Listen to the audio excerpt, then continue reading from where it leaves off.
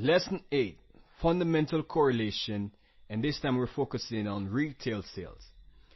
Now, just as before with PPI and CPI, it's the same exact thing. We trade the news that comes out first based on the correlation that it has with the news that is coming out next.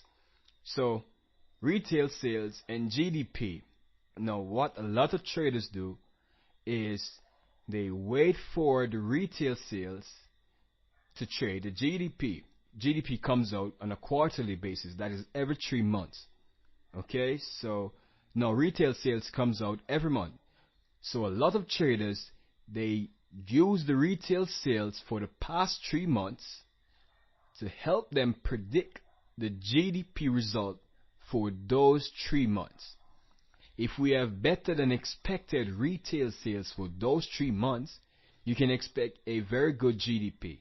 So if for the first quarter of the year, we have great retail sales, high retail sales, better than expected retail sales, then you can expect high GDP. Now, the same goes if we have poor retail sales for those 3 months, extremely bad retail sales, then you can expect a low GDP. So a lot of traders trade this way. So as I said before, retail sales and GDP are correlated. So if retail sales for a specific quarter is very good, we can expect a good GDP for that quarter. And remember, higher GDP means better economy. Now, retail sales makes up about 70% of the market. And for most countries, the data is released month on month. So we can get an idea of what to expect for GDP from early.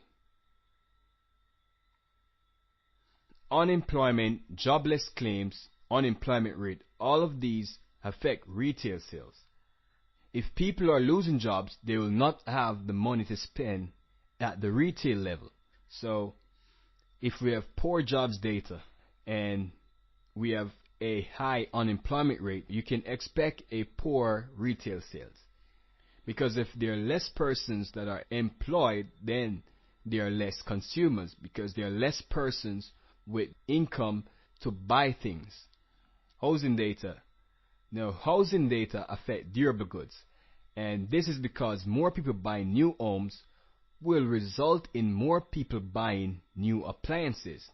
Because if you buy a house right now, chances are you're going to buy a new fridge, you're going to buy a new microwave, and those are durable goods. So if we have extremely good housing data, we can expect very good durable goods data.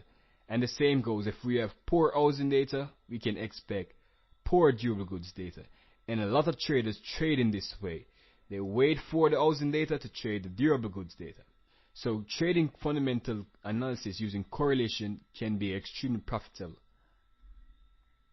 In the next lecture, we'll be looking at the PMI.